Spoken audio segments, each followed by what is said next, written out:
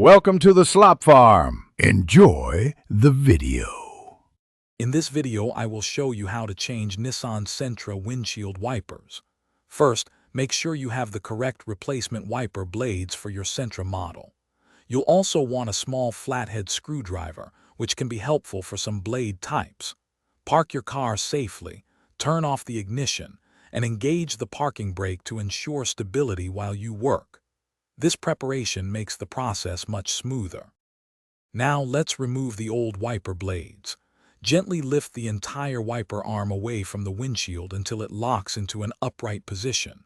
Be careful not to let it snap back down. Look closely at where the blade connects to the arm. You'll usually find a small tab or clip. Press this tab, then slide the old blade straight off the arm's hook. It should detach with a little effort. With the old blade removed, it's time to install the new one. Take your new wiper blade and align its connector with the hook on the wiper arm. Slide the new blade onto the arm, pushing it firmly until you hear a distinct click, indicating it's securely locked in place. Once attached, carefully lower the entire wiper arm back down onto the windshield, ensuring it rests properly.